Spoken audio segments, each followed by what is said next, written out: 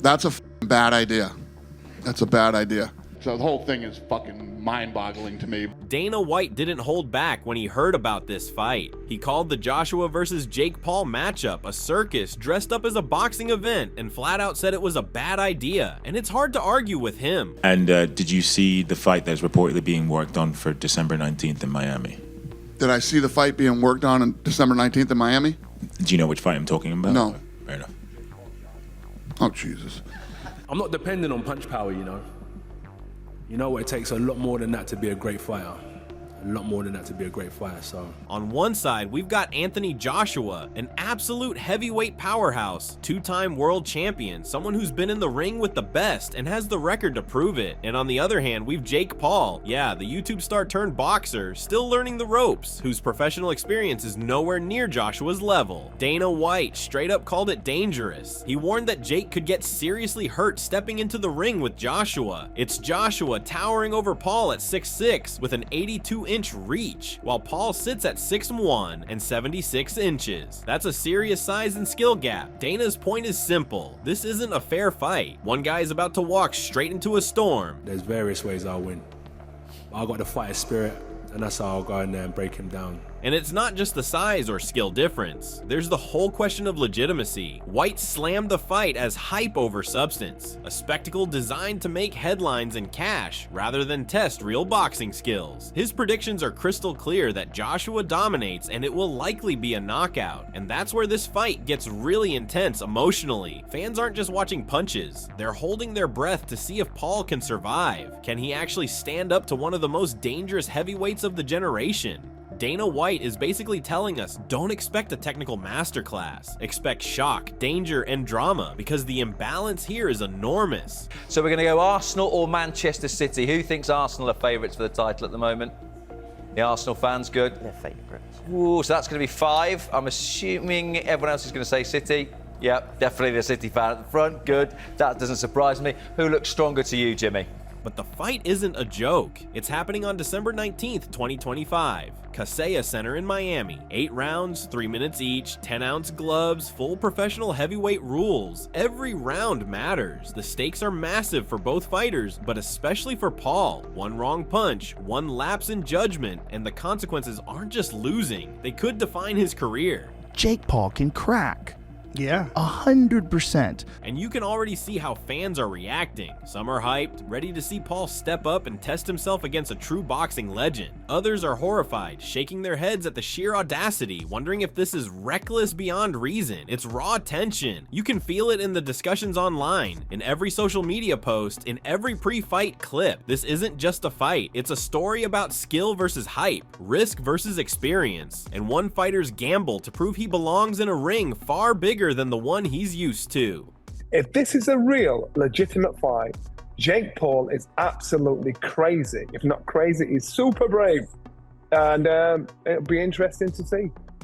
Jake Paul isn't taking this quietly though. He's already running his psychological warfare campaign on social media, posting wild statements in classic Paul fashion. He's turning hype into a strategy. He knows he's the underdog, and his mind games are meant to throw Joshua off his rhythm. It's all part of the package. Jake Paul thrives in the tension before the first bell. He's trying to manipulate the narrative, make Joshua feel pressure, and keep everyone talking about him leading up to the fight. A professional heavyweight fight against an elite world champion in his prime. When I beat Anthony Joshua, every doubt will disappear. He's talking to you, Charlamagne. White's criticism and Paul's antics collide to create a fascinating dynamic. On the one hand, Dana White says this fight could be dangerous, a mismatch, even reckless. On the other, Jake Paul is embracing the chaos, confident and loud, pushing the psychological envelope. The fight is more than a contest of punches. It's a clash of experience versus audacity, tradition versus modern hype. Every stat, every social media post, every promotional clip adds to the tension. Fans are not just watching for the fight, they're watching for the spectacle, the emotional roller coaster leading up to that first punch. It can happen in a variety of ways, various ways, but I'm not dependent on punch power, you know. Well, by the sounds of it, there's 50 million reasons why Anthony Joshua's taken this fight. In my head, I never, ever thought this fight would happen. Why? Because of Anthony Joshua's desire to be in the history books to be a 3-time heavyweight champion of the world.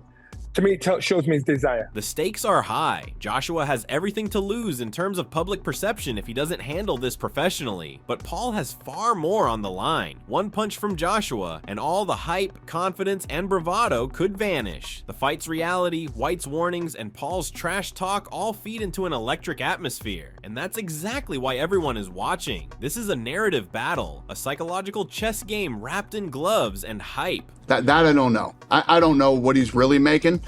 I believe that he was making the money he says he's making.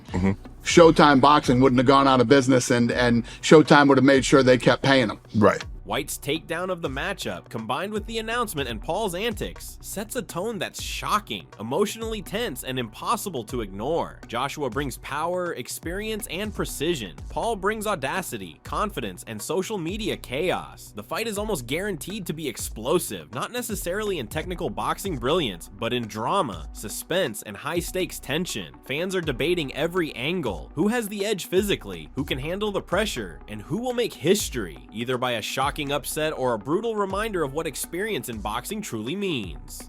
And he's now in talks with Anthony Joshua with a view to the two of them fighting in Miami. By the time the first bell rings in Miami, everything Dana White warned about will be on full display. The mismatch, the hype, the danger, the psychological games, all of it colliding in one electrifying, controversial event. It's a fight that shocks the world before a single punch lands, and that's exactly why it's so hard to turn away from. This fucking kid knows how to piss everybody off. He's so good at it. I don't think that I would ever consider having a debate about whether Anthony Joshua versus Jake Paul is a proper fight between two bona fide champions. I think Jake Paul is someone that's creating a lot of opportunity for himself. Let's talk numbers, because numbers don't lie. And in this case, they are brutally, almost comically one-sided. Anthony Joshua stands at 6'6", with an 82-inch reach. Jake Paul is a solid 6'1", with a 76-inch reach. That's 5 inches of height and 6 inches of reach advantage. In boxing, that's like showing up to a basketball game in flip-flops against someone wearing Jordan 1s. You can try, but physics is going to remind you who's boss. Joshua is big, heavy puncher, but not as evasive. So I think if Jake has the right game plan, he has a pretty good shot of. Then there's the experience gap. Joshua has fought 167 professional rounds. Jake Paul has fought 70. That's not just a gap, it's a canyon. Joshua has survived, adapted, and thrived in nearly 100 more rounds than Paul. In simple terms, Joshua knows how to pace himself, how to set traps, how to hurt you without exhausting himself. Paul is still learning that the ring isn't the same as YouTube fame. When one guy has seen more action than most fighters see in their entire career, calling this a fair fight is like saying a Prius can outrun a Ferrari because it's the thought that counts. It's just silly, isn't it? It's just silly.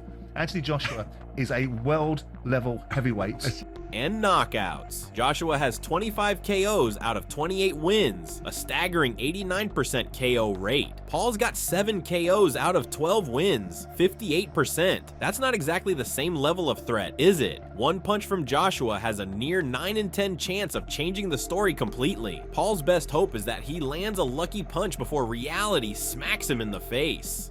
Combine that with Joshua's aggressive punch output versus Paul's 168 jabs per fight landing around 14% of the time, and the math is terrifying. It's like watching a lion versus a house cat, with both cats maybe having some claws, but one of them has lived in the wild and eaten full-sized prey.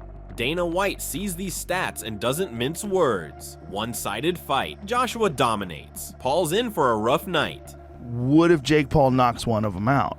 But while the numbers scream danger, Jake Paul is doing what he does best, turning hype into psychological warfare. He's posting wild claims, daring statements, and absurd social media antics. He's acting delusional, confident, and unapologetically audacious. He's trying to push Joshua into mistakes before the first bell. Classic Paul. He's done it before, pressuring opponents, stepping far above his usual competition, making people question whether he's crazy, brilliant, or both. Public perception is now split. Some are cheering him on for his guts and audacity. Others are horrified, whispering, "This is madness." And that's the thing, it is madness. This is a more dangerous fight than Gervonta Tank Davis, but it's a more winnable fight than Gervonta Tank Davis. Stepping from cruiserweight into the heavyweight ring with Joshua is a career-defining gamble. One misstep, one powerful swing, and the reality of the numbers hits hard. But Paul thrives on this tension. He's betting his confidence, social media clout, and reputation on the spectacle, knowing full well that every headline and meme increases the stakes. This fucking kid knows how to piss everybody off. He's so good at it. Enter Netflix in this pure chaos. Paul was likely already paid in advance for this fight, meaning he's contractually obligated to step into the ring or face financial repercussions. That's a pressure cooker moment. Hearn now has to weigh the logistics, the promotion, the money, and the optics. Media hype is exploding, fans are losing their minds online, and every detail from glove weight to round length is suddenly under scrutiny. The fight isn't just about punches. It's about every piece of boxing credibility in the room, and Hearn's job is to keep it all intact without losing his mind, while also cashing the largest check of Joshua's recent career. I could judge how long it's going to go if I fought him, and I'm a past a 42-year-old man. Never mind, probably the best conditioned heavyweight the heavyweight division's ever seen. It's an absurd situation. You've got a social media star acting like he can take down a heavyweight legend, a promoter trying to manage chaos, and the numbers all screaming that this is uneven. Every angle is high stakes. And yet, there's a strange admiration in the mix. Paul's audacity, his ability to generate hype, and his willingness to risk it all forces even skeptics to acknowledge his skill as a marketer and a fighter. Hearn might grumble, Dana White might roar in disbelief, but the fight exists because Paul pushed boundaries, and Hearn in the end can't ignore the combination of money, spectacle, and contractual obligations. Be the same for all of us, you know. Honestly, all of us, many a greats have walked it before. All of the undercard are gonna walk it, I'm gonna walk it, I'm gonna feel just like any of them. But when I step into that ring, that's when I switch on and I'm ready. So, the numbers tell one story. Joshua dominates, Paul's in danger, and a knockout is highly likely. The mind games tell another. Paul is confident, brash, and using every tool at his disposal to make the fight interesting. And the promoter's angle is messy, high stakes, and fascinating. Money, credibility, contracts, and spectacle all colliding. Combine these three threads, and what we get is a fight that's more than a boxing match. It's a drama, a circus, and a strategic showdown all rolled into one. Everyone has a stake and no one is holding back. The tension is real, the danger is real, and the spectacle is unavoidable. So I think AJ will struggle because it is an all-win situation. If he goes in there and Jake Paul lasts the distance, what does he tell you about AJ? Apart from he's just earned an extra 15 million quid. Jake Paul has a talent that can't be taught. He knows how to command attention. He doesn't just step into the ring. He creates a full-blown spectacle around himself. This isn't your typical fighter waiting for a promoter to do the heavy lifting. Paul turns his followers into pay-per-view revenue, literally monetizing hype like it's a high-stakes video game. Every tweet, Instagram post, or meme becomes part of a bigger strategy. Keep people talking, keep people watching, and keep people clicking buy. Traditional fighters, no matter how skilled, often rely on promoters to create the buzz for them. Paul doesn't need that. He is the promoter, the hype machine, and the headline all in one package. What difference does it make? Oh, it would potentially jeopardize his legacy. His legacy's sealed. You cannot undo the fact. Whatever you think of Anthony Joshua, It might damage it. I don't think so. What it will do is increase his bank balance. But I don't think. I think in the great. I mean, it didn't damage Muhammad Ali's reputation to go in with a sumo wrestler, did it? No. It's how he's gone from fighting journeymen to former UFC champions, and now to a heavyweight legend like Anthony Joshua. He jumps levels faster than most fighters climb ladders, and it works because of his brand. People don't just tune in to watch the fight, they tune in to see what Jake Paul will do next. Every bold statement, every taunt, every crazy clip he posts online serves a purpose.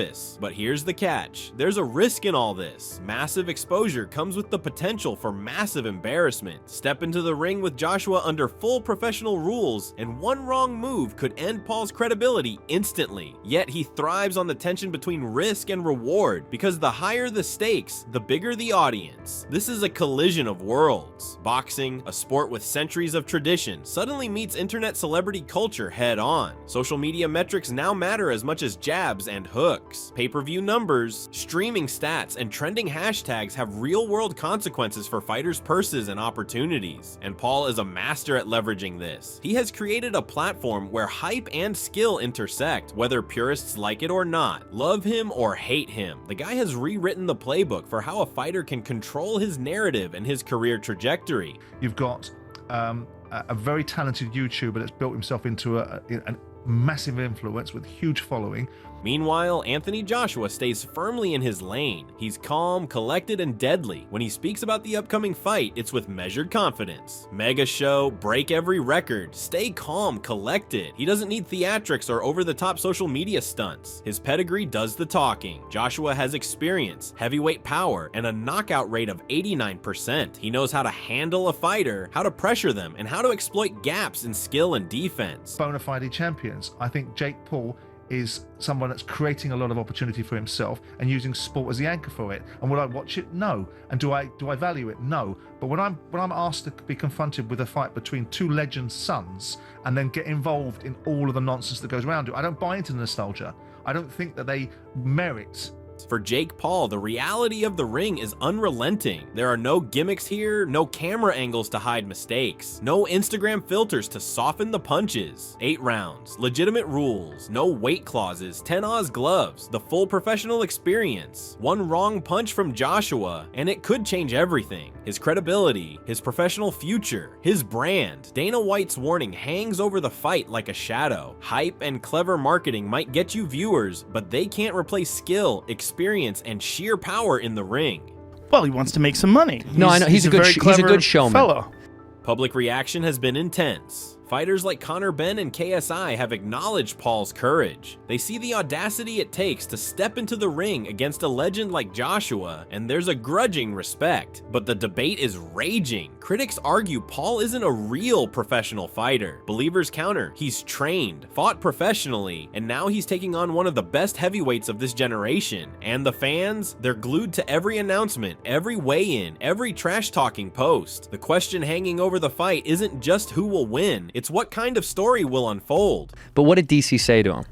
DC said, take my fucking name out of your mouth. Fact. I'm not a kid. Yeah, I will fuck you up.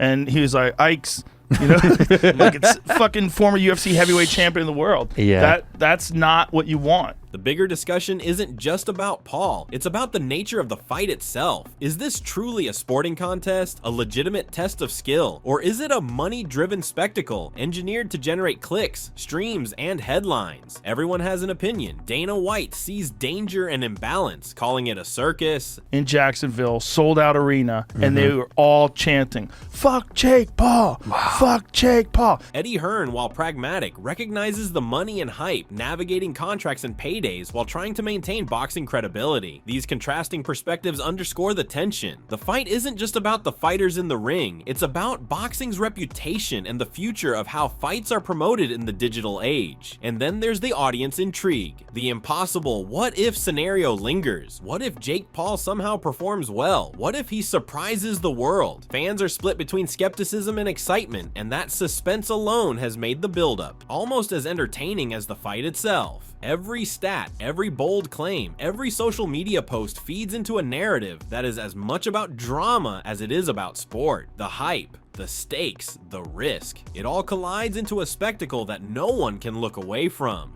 So the glory, there's probably not much glory in it, apart from the haters of Jake Paul to say, right, I've got rid of this kid. I think it's very brave of Jake Paul. So now the problem child has got to believe this fight's actually happening. So now you've got our attention. So here's the reality. Jake Paul's marketing genius ensures that everyone is watching, but Joshua's skill ensures that the outcome is grounded in the brutal reality of heavyweight boxing. Public respect, fan debates, promoter dilemmas, and Dana White's brutal warnings all come together to create a storm. This isn't just a fight, it's a test of courage, strategy, skill, hype, and nerve, all played out on the biggest stage Paul could imagine. And the question everyone is asking is simple. Will audacity and marketing be enough to survive, or will experience, power, and skill crush the spectacle before it even reaches round 8? Because he's in the business of entertainment. And if an opportunity is presented to him and someone wants to say that we can monetize this to the huge levels that are potentially available, Why wouldn't you? It's a walk in the park. This fight isn't just about punches, it's signaling a new era in boxing. For decades, the sport was a straightforward narrative. Skill, discipline, and sheer talent determined champions. Now, celebrity, marketing, and social media clout are crashing into the ring. Jake Paul has turned hype into an art form, showing that a fighter can build a career not just on jabs and hooks, but on attention, personality, and calculated audacity. The sport is facing a collision between entertainment, money, and sporting legitimacy, and everyone is watching how it plays out. What difference does it make? Oh, it would potentially jeopardize his legacy. His legacy's sealed. You cannot undo the fact. Whatever you think of Anthony Joshua, It might damage it. I don't think so. What it will do is increase his bank balance. But I don't think. I think in the great. I mean, it didn't damage Muhammad Ali's reputation to go in with a sumo wrestler, did it? The impact goes beyond fighters. Mainstream audiences who might never watch a regular fight are tuning in because of Paul's celebrity. Netflix streaming, social media clips, viral highlights. This is boxing reaching audiences that would otherwise scroll past the sport entirely. And for the industry, this is a wake-up call. Standards, traditions, and reputations are being tested, but the potential payoff is enormous. Bigger audiences, record pay-per-view numbers, and a cultural moment that stretches far beyond the boxing world. And yet, the tension is palpable. The question on everyone's mind isn't just about hype, it's about reality. Will Joshua dominate as expected, a heavyweight juggernaut asserting his skill and experience? Or could Paul somehow pull off the impossible, surviving the storm and rewriting the rules of what an underdog can do? Every fan, every pundit, every casual observer is holding their breath, caught between skepticism and hope, fear and excitement. The suspense alone is intoxicating. As we count down to Judgment Day, Dana White's brutal takedown of this matchup has already set the tone. This is risky, dangerous, and one-sided if skill prevails. December 19th, Miami, 8 rounds. Heavyweight rules, every detail matters. Paul brings audacious confidence, trash talk, and psychological warfare. Joshua brings calm focus, devastating power, and decades of experience.